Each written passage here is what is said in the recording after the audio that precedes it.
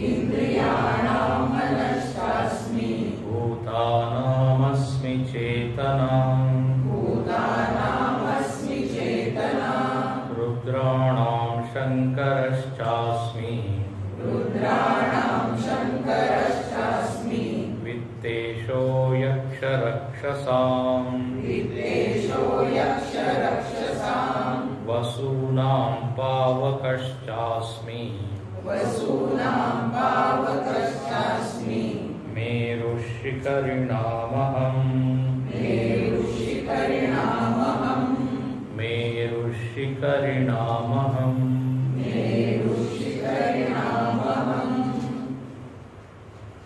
जेव्हा अर्जुनाने भगवंताला विनंती केली की मला तुमचं दर्शन करायचं आहे, सगळीकडे मला तुम्हाला बघायचं आहे, तर मी कुठे कुठे बघू, तुमच्या विभूती मला दाखवा. तर भगवंत म्हणाले अनंत आहे विभूती, नास्त्यंतो विस्तरस्य मे, माझा अंत पाहू नाही शकत, अनंत आहे मी. पण आता काही ठिकाण मी तुला सांगतो जिथे तू मला बघू शकेल, तुझी भक्ती वाढू शकेल.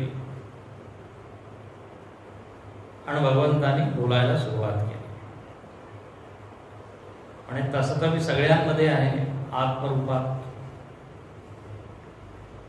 त्यानंतर भूतांच्या आधी आहे, मध्ये आहे, मीच व्याप्त आहे. तर बहिरंतश्च भूतानां अचरम चरमेव च,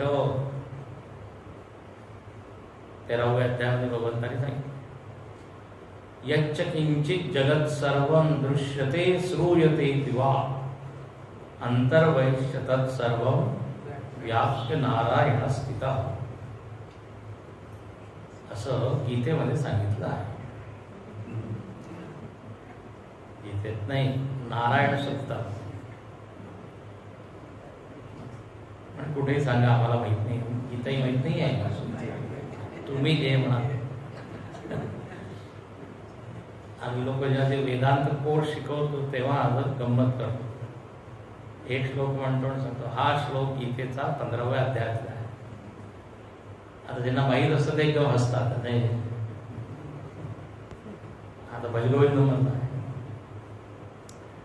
परीक्षा तपासणी.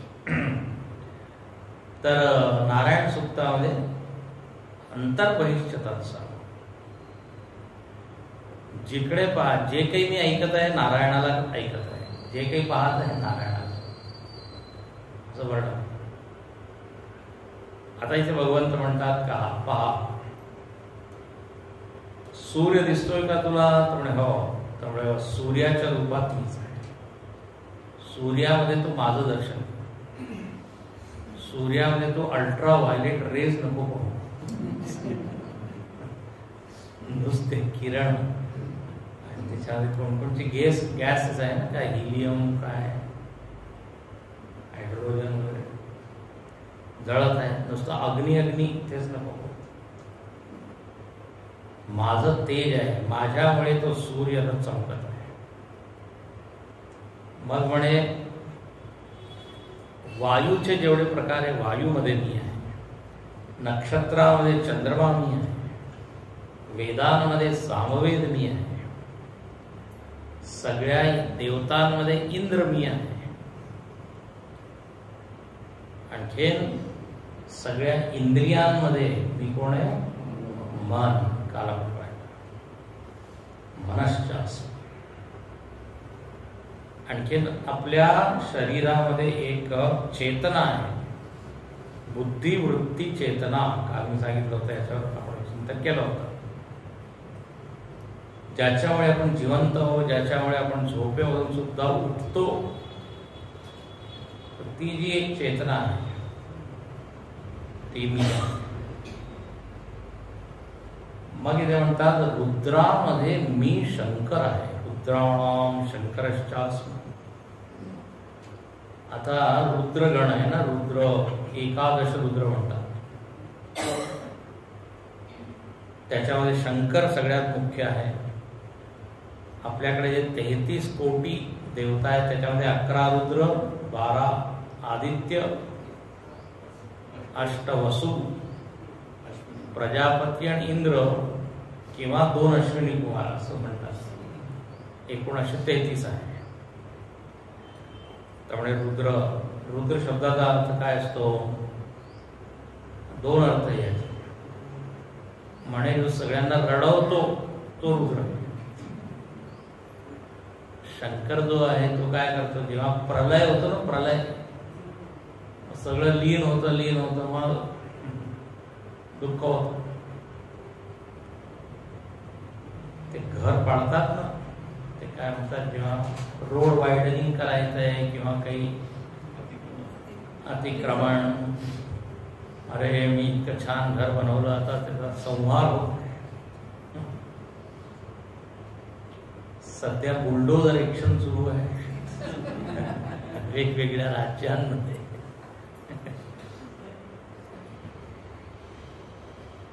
तर जे काही आपण बनवलंय त्याचा नाश होतो. तर प्रलयामध्ये सगळे लोक विलीन होतात म्हणून दुःख असं. अच्छा, शंकराचा दुसरा स्वभाव काय? जो द्रवित होतो त्याला म्हणतात रुद्र. जो लवकर द्रवित होतो. शंकर तर भोळा आहे ना. कोणतं भजन म्हणतात? भोळा शंकरा.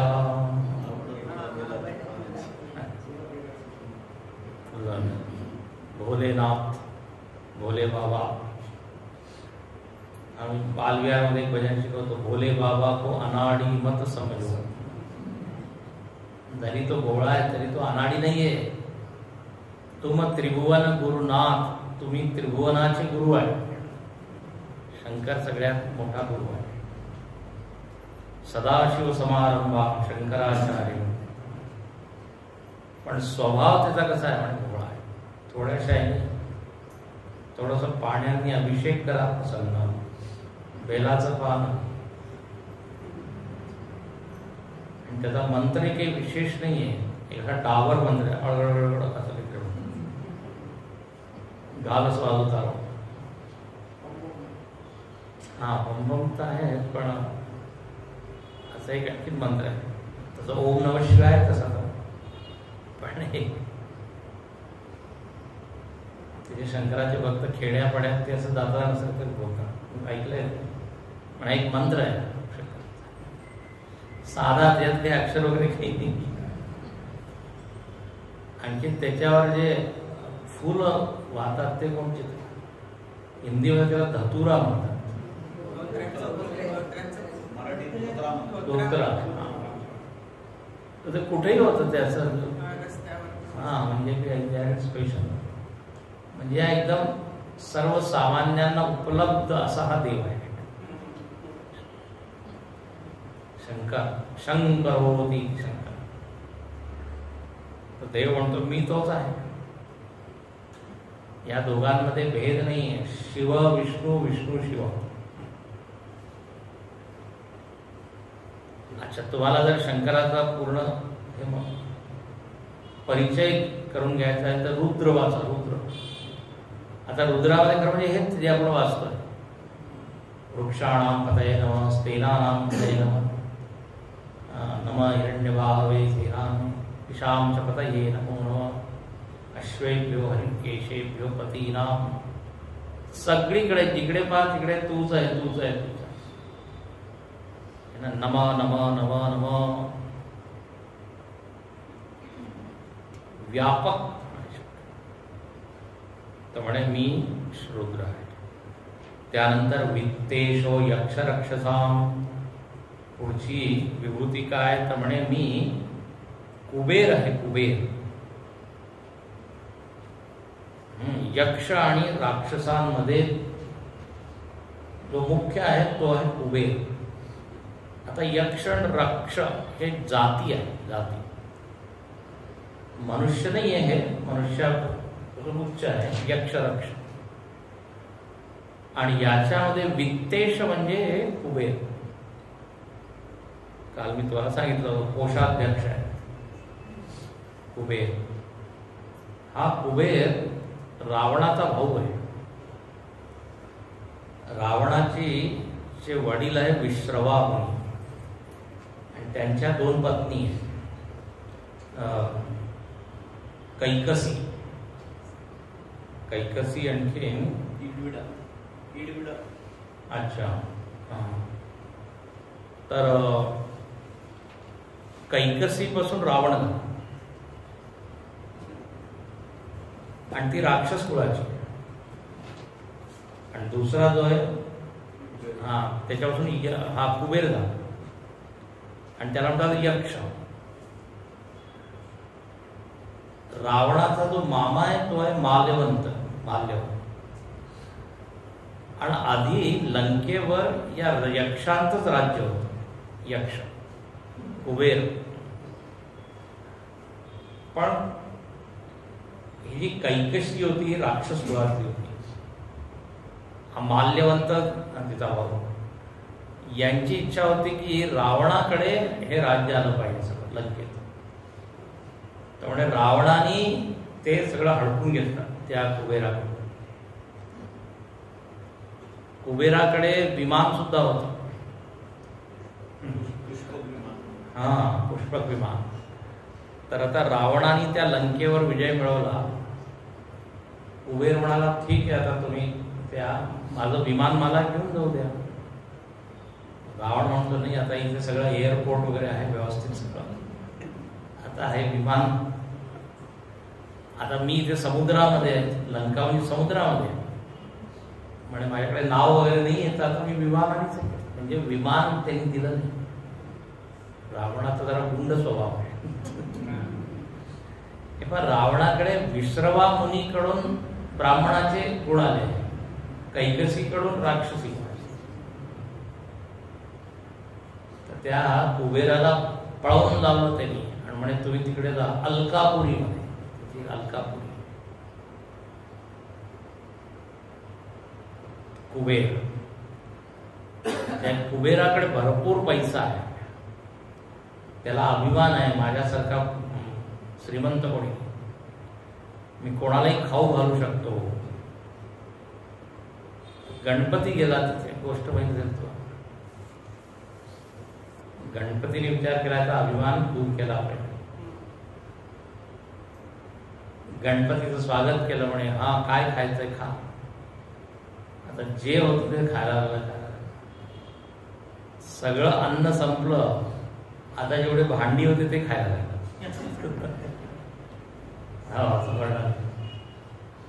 आता त्या कुबेराला कळलं की अरे बापरे हे काय होत आहे.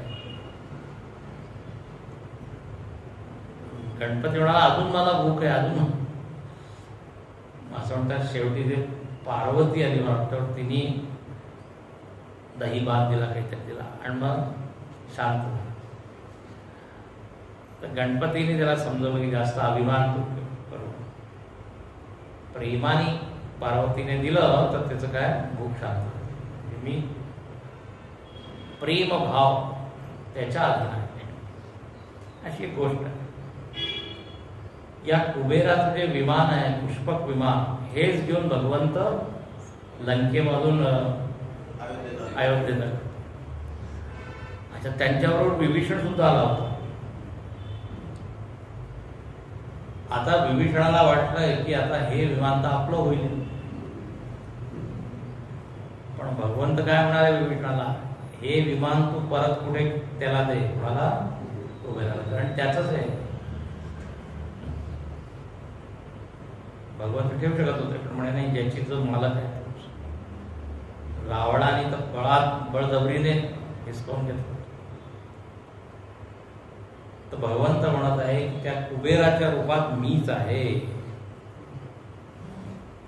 यक्ष राक्षस, यांची जाती आहे यक्ष राक्षस. तर त्यांच्यामध्ये हा जो कुबेर आहे. त्यानंतर म्हणजे काय, देव काय म्हणत मी सगळ्यांमध्ये आहे. पुढे येईल प्रल्हादश्चास्मी, मी असुरांमध्ये सुद्धा आहे प्रल्हादाच्या. मग म्हणतात वसूनाम पावकश्चास्मी, वसूंमध्ये मी पावक आहे. आता हे अष्टवसू म्हटलेले आहे. आता पहा, असं नका समजू की या जगामध्ये फक्त मनुष्यच एक प्राणी आहे 2 पायात, असं नाही आहे. आपल्यापेक्षा अजून विकसित अनेक योनी आहे. यक्ष, किन्नर, गंधर्व वगैरे वगैरे, वसू, आजान जानाम, इतर लोक आहे वेगवेगळे. तर आता वसू आहे. आता भीष्म पितामह वसूच होते. भीष्म पितामह. तर 8 वसू म्हटलेले आहे.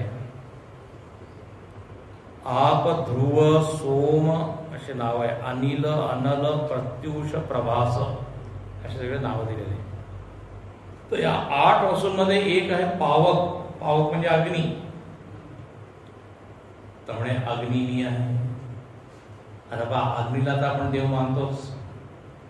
पूजेच्या सुरुवातीला आपण अग्नी पेटवतो म्हणते. पुष्पसमर्पया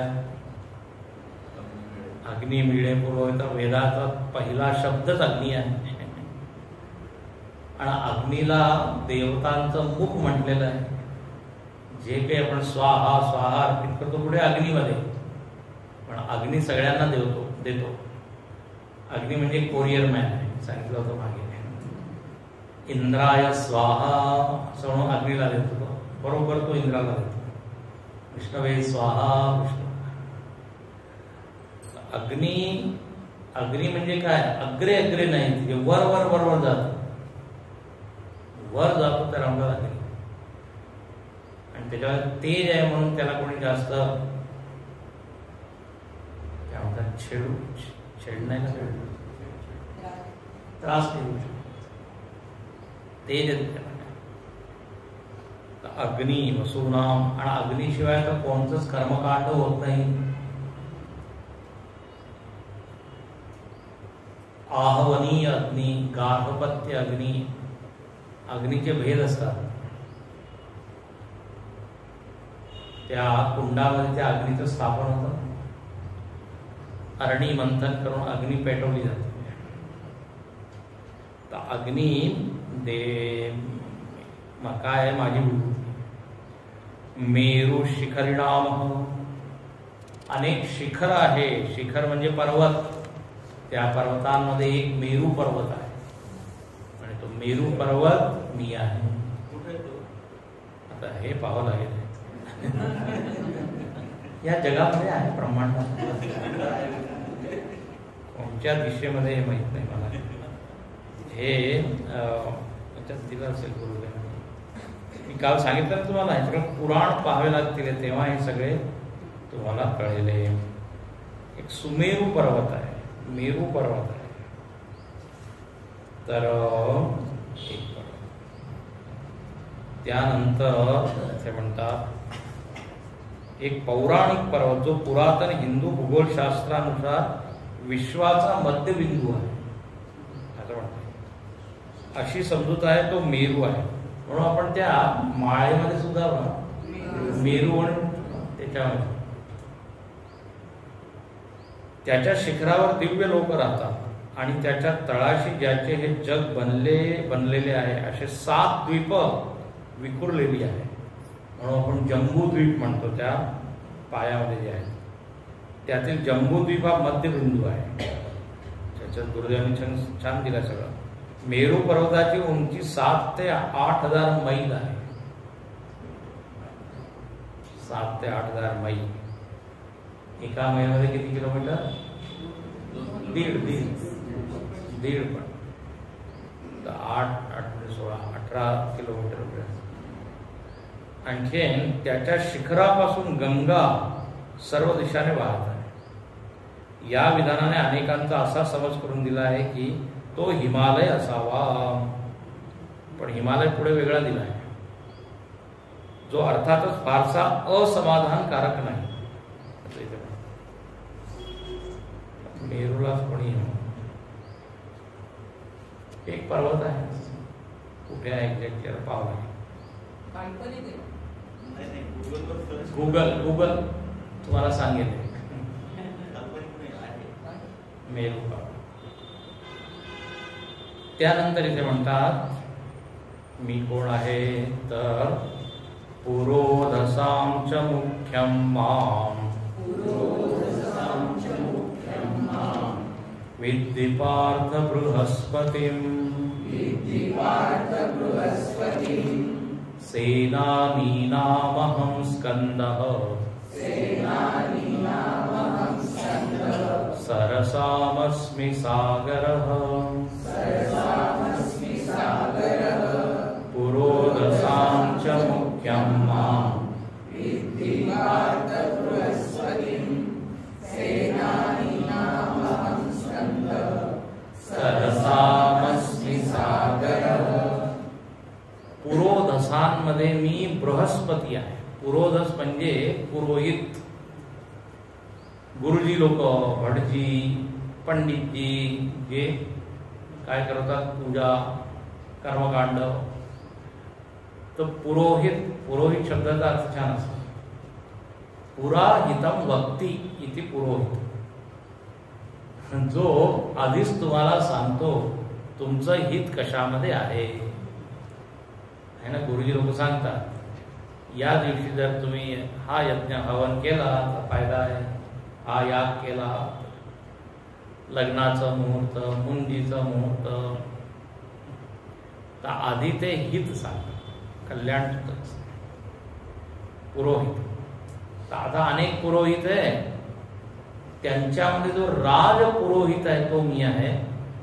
आणि राज पुरोहित बृहस्पती, सगळ्या देवतांचा जो पुरोहित आहे बृहस्पती. देव. आपण त्या मंत्राला सुद्धा म्हणतो ना, बृहस्पती शन्नो मित्र शन्न इंद्रो बृहस्पती शन्नो. अचानक विचार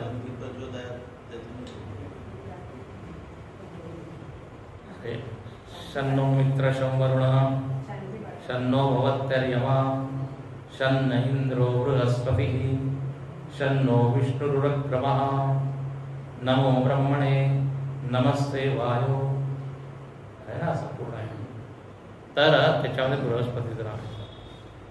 देवतांचा गुरु आहे बृहस्पती, म्हणजे खूप बुद्धिमान आहे.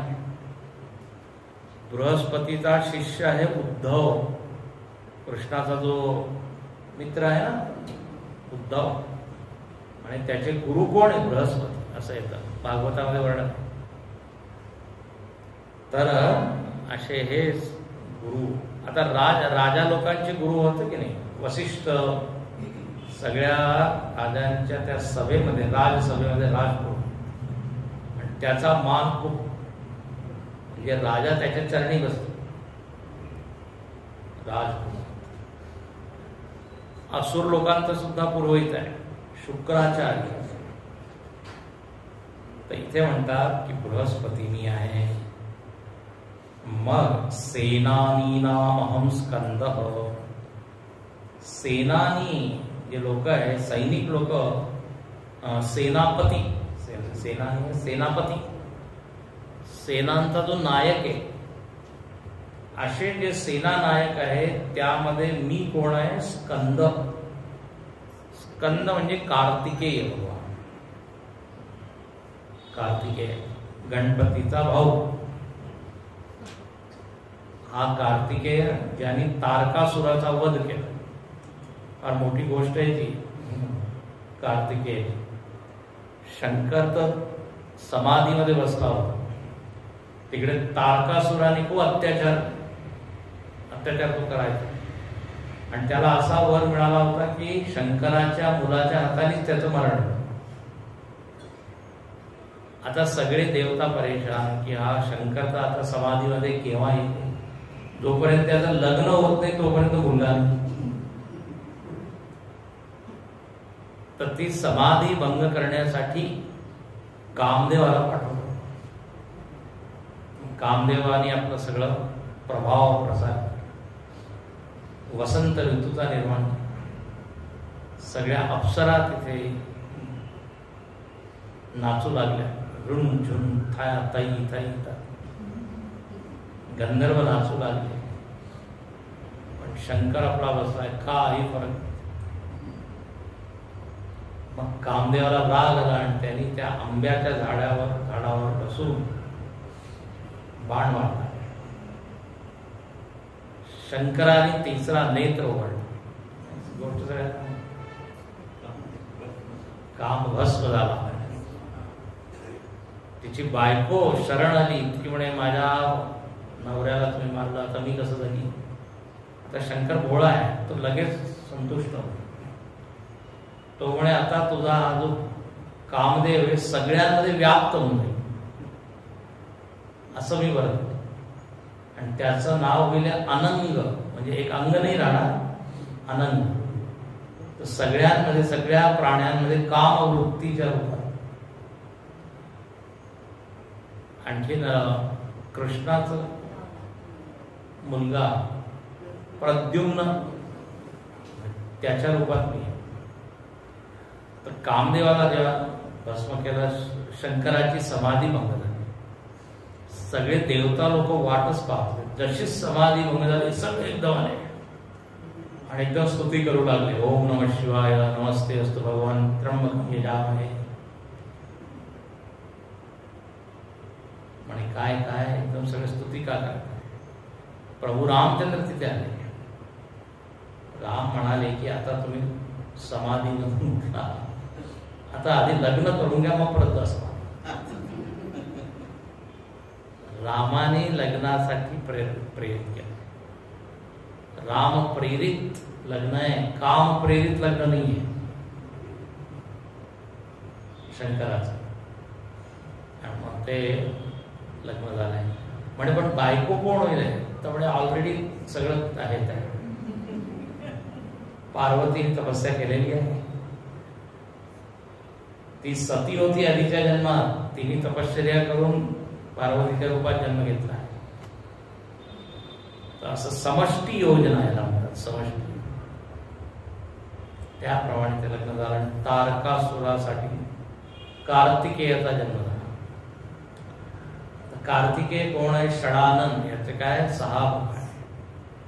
आणि कार्तिकेय तमिळनाडूचा सगळ्यात आवडती देवता आहे. उत्तर भारतामध्ये पॉप्युलर नाही आहे कार्तिकेय.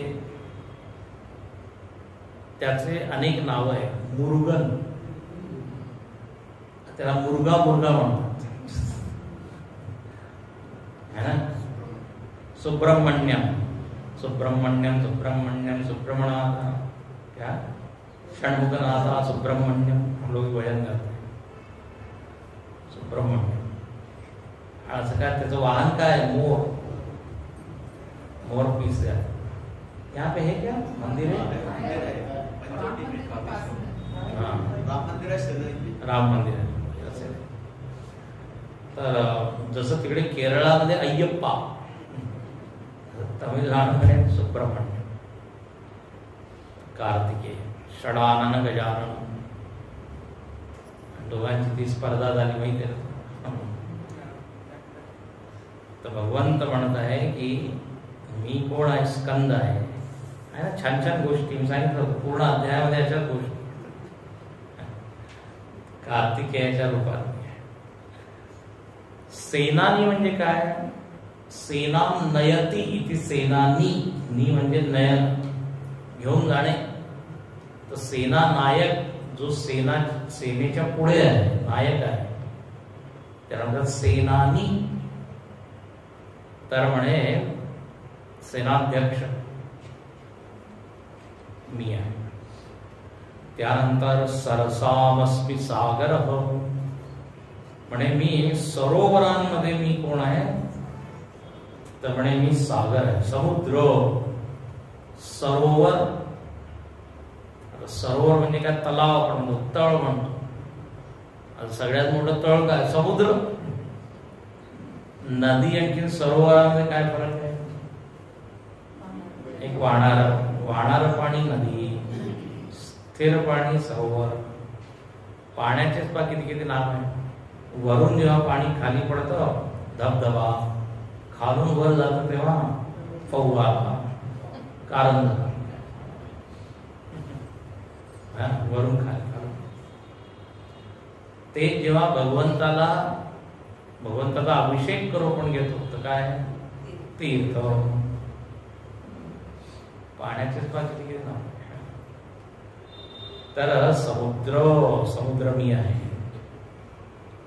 व्यापक आहे. मी जसा व्यापक आहे समुद्र सुद्धा तसाच व्यापक. समुद्राकडे पाहून सहजच एकदम देवाची आठवण येते. कारण आपण बनवू नाही शकत. आपण जास्तीत जास्त एक तळ बनवू शकतो, गंगापूर धरण किंवा विहीर बनवू शकतो. समुद्र तर म्हणे देवनिर्मित असं इथे सागर अस्मि. मग महर्षीणां भृगुरहं गिरामस्मेकमक्षरम्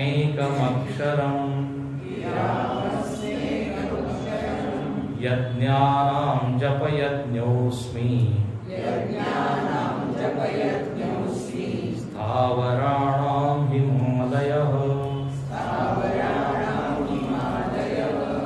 महर्षीणां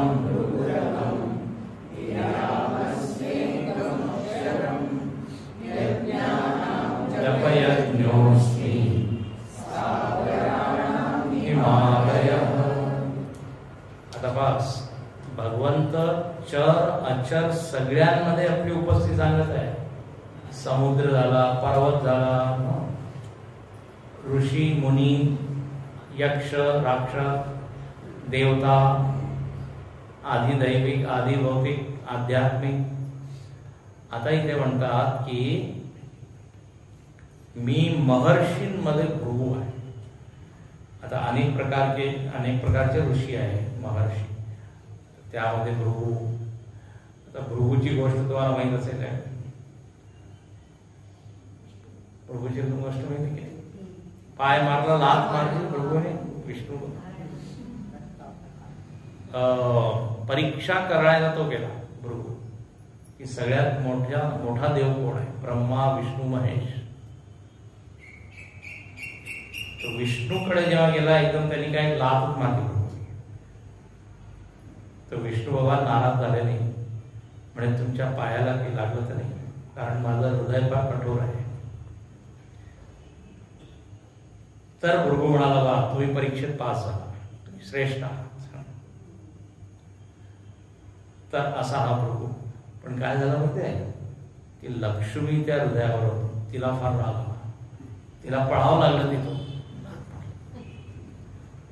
लक्ष्मी नाराज झाली आणि म्हणे मी ब्राह्मणांकडे जाणार नाही जास्त. लक्ष्मी म्हणून ब्राह्मणांकडे जाणार म्हणजे असंही. म्हणून गोष्टीमध्ये नेहमी येतं एक गरीब ब्राह्मण होता.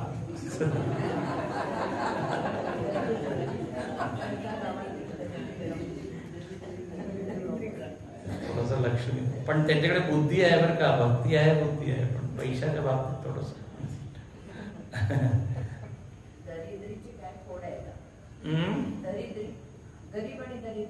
आता ते पाहावं लागेल, तेवढं पाहून सांगतो. तर भृगू, पण आता विष्णूला काय फार वाईट वाटलं. आता लक्ष्मी गेली म्हणे मला हा काय जग चालवायचं आहे, त्यासाठी लक्ष्मी पाहिजे. मग परत ती लक्ष्मी आली आहे असं काहीतरी आहे, म्हणजे गोष्ट आहे पूर्ण. भृगूनी सेवा केली भगवंताची. बहुतेक लात मारली ना, त्याला वाटतं की अपमान झाला, मग सेवा करून अनुग्रह प्राप्त, मग ती लक्ष्मी परत आली. तर त्या महर्षींमध्ये भृगू मी आहे, फार तेजस्वी आहे, ज्याच्यामध्ये भर्ग आहे. भर्ग म्हणजे तेज. भर्गपासून भृगू बनले. भर्गो धीमस्य, भर्गो धीमस नाही,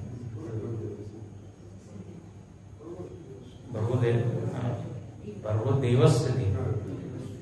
ओम भूर्भुवः स्वः तस्य वितुर्वरेण्यं भर्गो देवस्य धीमहि. भर्ग म्हणजे तेज असतं, त्यामुळे असा तेजस्वी आहे. मी आहे गुरु. गिरामस्मी एकमक्षरम, म्हणे वाणीमध्ये मी कोण आहे? एकाक्षर ओम. गिरा म्हणजे वाणी. शंकराचार्य म्हणतात वाचाम पदलक्षणानाम. शब्द जे आहे वेगवेगळे अक्षर त्याला त्याच्यापासून पद बनतं. संस्कृतमध्ये शब्दाला काय म्हणतात? पद. पदलक्षणाम. तत्पद त्वम पद तत्वमसी, असं महावाक्य ना, तत्वमसी. त्यामुळे याच्याकडे 3 पद आहे. तत्पद, त्वमपद, असी पद. पद म्हणजे शब्द. तर म्हणे ओम. ओम सुद्धा एक शब्दच आहे, पण हा कसा आहे? एकाक्षर किंवा एकच अक्षर. अ उम, हे 3 स्वर आहे. अ उम वर्ग. तर म्हणे ओंकार मी आहे. तर ओंकारावर जर चिंतन करायचं तर मग 1 तास लागेल. ओम. तर आता जिथे ओम म्हणजे ओमच्या रूपात मीच प्रकट झालो. आपली भावना सुद्धा अशीच असते ना. ओम म्हटलं म्हणजे एकदम मन शांत होतं. ओम म्हणजे पवित्र आहे. वेद्यम पवित्र ओंकार. असा मी ओंकार आहे. लोक ओंकाराच्या द्वारे उपासना करतात. प्रणवोपासना. प्रत्येक मंत्राच्या आधी ओम आहे. देवाचं सगळ्यात छोटं नाव. आपण सगळे शॉर्ट फॉर्म करतो ना. शॉर्ट फॉर्म तुम्हाला सांगितलं होतं ना. Short form KV Yadav. KV यादवला म्हणता का तुम्ही?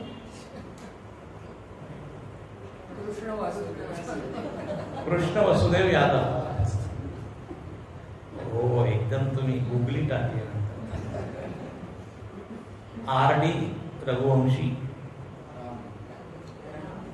राम दशरथ रघुवंश. Short form. ओम सगळ्यात छोट. मग इथे म्हणतात यज्ञानाम जपयज्ञोस्मी. यज्ञामध्ये मी जपयज्ञ आहे. आता यज्ञ पुढे येणार आहे. नाही, 4थ्या अध्यायामध्ये आले ना 12 प्रकारचे यज्ञ. द्रव्ययज्ञ, तपयज्ञ, त्यामध्ये जपयज्ञ सुद्धा आलेला आहे. तर जपयज्ञ मी आहे. म्हणजे मोठे मोठे यज्ञ जे करतात, ठीक आहे, तिथे तर मी आहे. पण जर तुम्ही जप करत आहात तर म्हणे बस मी तिथे आहे. जप म्हणजे एक जबरदस्त साधना आहे. नामस्मरण. आता या जप यज्ञावर जर बोलायचं असेल तर मी 7 दिवस बोलू शकतो.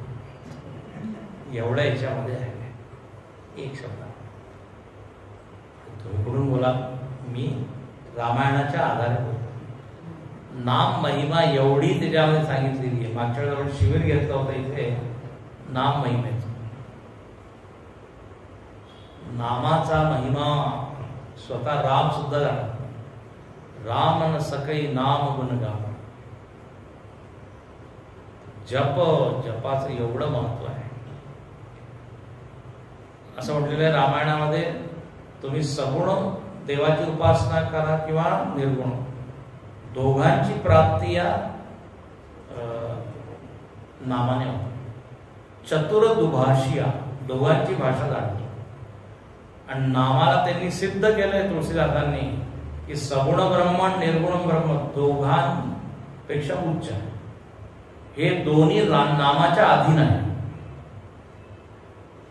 नाम स्वामी आहे, राम गुलाम आहे, असं त्यांनी सांगितलं. खूपच छान आहे. उलटा नाम जगत जग जाना, वाल्मीक भय ब्रह्म समान. वाल्मिकी ब्रह्म सारखे झाले, ब्रह्मरूप झाले, आणि ते सुद्धा उलटा नाम. फार काय म्हणतात, मला मला. तर असं हे यज्ञ आहे. अच्छा, यज्ञ म्हणजे मग इथे आहुती काय आहे, अग्नी काय आहे, यज्ञकुंड काय आहे? त्यामुळे अंतःकरणच यज्ञकुंड आहे. आणि आहुती म्हणजे विक्षेप, अशांती, दुःख हे सगळे भस्मीभूत होत आहे. आणखीन भगवंताविषयी भक्ती जी वाढत आहे तीच तोच अग्नी आहे, अग्नी प्रकट होते. तर असं यज्ञाची कल्पना आहे. जप म्हणजे यज्ञ. अच्छा, यज्ञामध्ये मंत्राचं उच्चारण होतं. जप पण सुद्धा श्रीराम जय राम जय जय राम श्रीराम जय राम. तसं सुंदर हे यज्ञ आहे. कलौ नास्त्यैव नास्त्यैव गतिर अन्यथा. कलियुगामध्ये तर या नाम जपानेच सगळं सिद्ध होणार आहे. कलिना सदृशो नास्ती असं म्हणतात. कलियुगाप्रमाणे दुसरा युग नाही. परीक्षित राजांनी कलीला का सोडलं भागवतात. त्यामुळे कलीमध्ये एकच गुण आहे की इथे नामाच्या द्वारे रामाची प्राप्ती होते. तर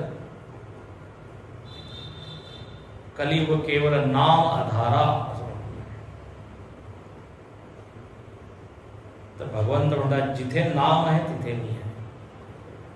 तर समर्थ रामदास स्वामी म्हणा, गोंदवलेकर महाराज म्हणा, जेवढे मोठे हे झाले सगळे नामाचाच आधार. पर्वत जळतील पापाचे घेता नाम विठोबाचे. आणि काय घेई घेई माझे वाचे गोड नाम विठोबाचे. घेई घेई माझे अमृतावनी गोड नाम. म्हणून म्हटलं ना, नामावर खूप चिंता आहे. आता गोंदवलेकर महाराजांचं जे 365 दिवसाचं पुस्तक आहे पूर्ण नामावरच आहे. नाम कसं घ्यावं, प्रेमाने घ्यावं, प्रत्येक श्वासाबरोबर नाव घ्यावं. उठता बसता चालता फिरता धंदा करिता. यज्ञानाम जपयज्ञ. मन जप सुद्धा मंद स्वराने, उच्च स्वराने जप होतो. वैखरी वाणीने. उपांशु जप होतो. अजपा जप आहे, कोणाला ऐकू नाही येत. जप करताना पण एक सावधान राहायला पाहिजे. सावध म्हणजे हे की मी देवाला ऐकवत आहे अशी भावना नाही. आपण जसं लोकांना बोलवतो आपल्याला हे माहित असतं की तो ऐकत आहे. असं नव्हतं जड एक काय मूर्ती आहे आणि त्याच्यासमोर बसलोय असं नाही, जिवंत आहे. तर त्या जपामध्ये जास्त प्रभाव. जन्मनः पाती इति जप असं म्हणतात. ज्याच्याद्वारे जन्म मरणापासून रक्षण होतं त्याला म्हणतात जप. जन्मनः पाती भरपूर आहे. चला पुढे. यज्ञानाम जपयज्ञो स्थावराणाम हिमालय. ते स्थिर आहे, अचल. अचल अटळ या वस्तू आहे त्याच्यामध्ये हिमालय मी आहे. हिमालयात काय म्हणतात, सगळे ऋषी महर्षी तपस्वी सगळे तपस्या करायला पुढे झालं हिमालय. हिमालय बुला रहा है. गंगेच्या काठी किंवा हिमालयाच्या हिमालय पायाशी पायथ्याशी. आपला सिद्धवाडी आश्रम आहे तिथूनही हिमालयाची एक शृंखला आहे. धौलाधार त्याला. त्यामुळे हिमालय कालिदासाने सुद्धा खूप वर्णन केलं आहे. अस्य उत्तर दिशायाम भारतात वर्णन. हिमालय नगाधिराज. देवतात्मा. देवतात्मा देवता म्हणतात. हिमालयाची कन्याच कोण? पार्वती. हिमाचल. स्थितिमताम हिमालय. आणि जेव्हा उपमा द्यायची असते की अडिग अचल कसं राहायला पाहिजे. हिमालय हिमवान इव. वाल्मिकी रामायणामध्ये रामाचं वर्णन आहे की राम कसे अचल आहे म्हणे हिमालयाप्रमाणे. समुद्रेण इव गांभीर्य. गंभीर कसे आहे समुद्राप्रमाणे, अचल कसे आहे हिमालय. तर हिमालय म्हणजे मीच आहे. मग म्हणून आमचे तपोवन महाराज तुम्हाला अनेक वेळा सांगितलं हिमालय सोडून आले नाही ते खाली. म्हणजे हिमालय देवभूमी आहे. हरिद्वारच्या खाली भोगभूमी, वर देवभूमी. खरोखर तिकडे गेल्यावर मग इकडे येण्याची इच्छा होती. वातावरण पुढे अश्वत्थ सर्व वृक्षाणां देवर्षीणां च नारद सिद्धा गंधर्वाणां चित्ररथ सिद्धानां कपिलो मुनिः अश्वत्थः सर्ववृक्षाणां देवर्षीणां च नारदः गंधर्वाणां चित्ररथः सिद्धानां कपिलो मुनिः. म्हणे अथवा झाडांमध्ये सुद्धा नाही, जणू काही वृक्ष लोकांनी सांगितलं. समुद्रामध्ये तुम्ही आहात, पर्वतांमध्ये तुम्ही आहात, हा तर मग आमच्यामध्ये कुठे आहात. त्यामुळे अश्वत्थ वृक्ष. अश्वत्थ म्हणजे कोण? पिंपळ. तर म्हणे पिंपळात. तर पिंपळाला लोक पिंपळाची पूजा करतात.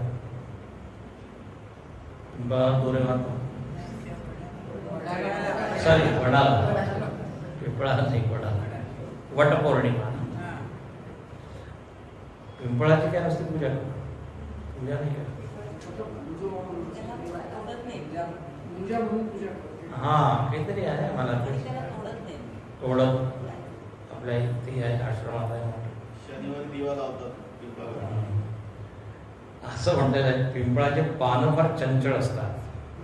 रामायणाचं वर्णन मनाची उपमा पिंपळाची उपमा मनाला दिली. पी पर पाप सरीस मन डोरा. म्हणजे मन कसं त्याचं चंचल झालं तर जसं पिंपळाचे पान थोडस वारं चाललं की बडबड आहे ना. तर सर्व वृक्ष, आणि देवाला अश्वत्थ वृक्ष आवडतात म्हणून 15व्या अध्यायामध्ये सुद्धा ऊर्ध्वमूलमदशाकम् अश्वत्थं प्राहुरव्ययम्. संसाराला अश्वत्थ वृक्षाचीच उपमा.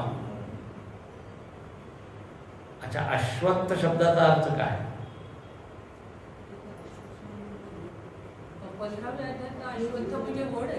हा, तेही आहे, तेही आहे. दोन्ही अर्थ घेतले. तिथे जर ते वर्णन पाहिलं तर हे आहे, ते वडाचं वर्णन. पण कोणी म्हणतात पिंपळी असंही. म्हणजे अश्वत्थ शब्दाचे दोन्ही अर्थ असतात. तिथे वड आहे, तिथे पिंपळ. अच्छा, अश्वत्थ शब्दाचा शाब्दिक अर्थ काय? न श्व तिष्ठती इति अश्वत्थ. संसाराची उपमा दिली ना, तर श्व म्हणजे उद्या, जे उद्या राहणार नाही ते अश्वत्थ. संसार एकसारखं राहत नाही. न श्व तिष्ठती.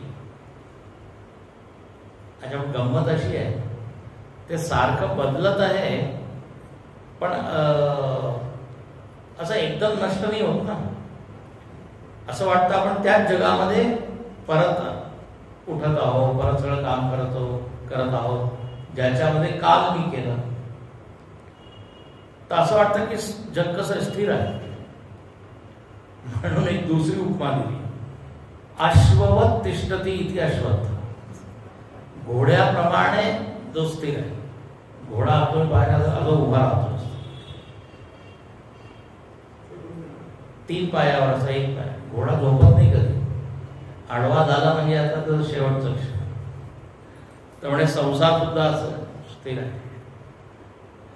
तर एकीकडे स्थिरही आहे, एकीकडे अस्थिरही आहे. जगामध्ये काय असे दोन्ही लक्षणं लागू होतात. तर देवानी या संसाराला अश्वत्थ म्हटलं. आणि इथे झाडांमध्ये मी पिंपळायचं. आणि देवर्षीणांच्या नारद म्हणे महर्षीमध्ये जर तुम्ही भृगु रूपात आहे तर देवर्षींमध्ये कोण आहे म्हणे नारद. नारद देव आहे. नारायण नारायण सतत करणारा आहे. नारद नारद म्हणजे देवाचं ज्ञान करवणारा आहे. नारंदराती नारद असा आहे की त्याचं स्वागत सगळेजण करतात. असुर असो, राक्षस असो, मानव असो. नारदाला पूर्ण ब्रह्मांडाची खबर आहे. खबर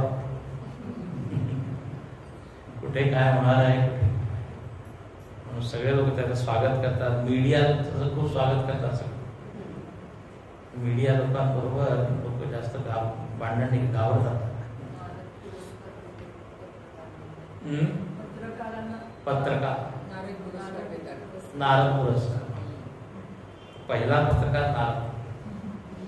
मी तुम्हाला मागे सांगितलं पहिलं मिशनरी सांगितलं त्याचे प्रचारक नारद आहे. त्यामुळे देवर्षीणांच नारद, गंधर्वाणां चित्ररथ. गंधर्वांमध्ये चित्ररथ मी आहे. आता गंधर्व सुद्धा एक प्रकारची योनी आहे. वेगवेगळे प्रकारचे गंधर्व आहेत. त्यांचे नाव सुद्धा आलेले आहे. हा हा हु हु विश्वबाहू तुम्बुरू आहे ना, हे गंधर्व हे नाव आहे. त्याच्यामध्ये चित्ररथ गंधर्व आहे. यांनी सुद्धा पांडवांची मदत केली होती. घोडे अश्व कोणी दिले होते?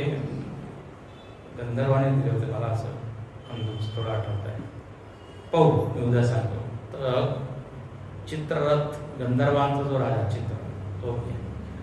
अच्छा, गंधर्व म्हणजे काय? गायन कलेमध्ये जे कुशल आहे. म्हणून लोकांनी तिथूनच घेतलंय. मनुष्य लोक सुद्धा आपल्याला गंधर्व म्हणतात. खूप छान गाणं म्हणतात. मग काय पदवी दिली जाते बालगंधर्व. लोकमान्य टिळकांनी बालगंधर्वांचं नाव काय? नारायण राजहंस म्हणजे बालगंधर्व. सवई गंधर्व, छोटा गंधर्व, कुमार गंधर्व.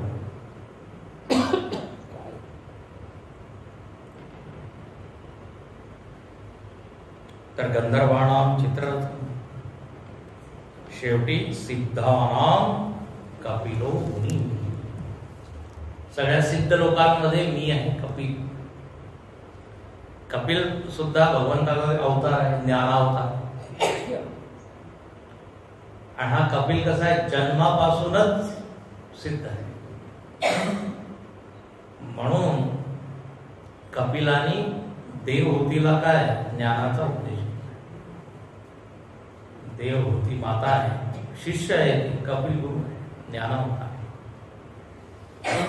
तर याप्रमाणे भगवंत विभूती सांगत आहे.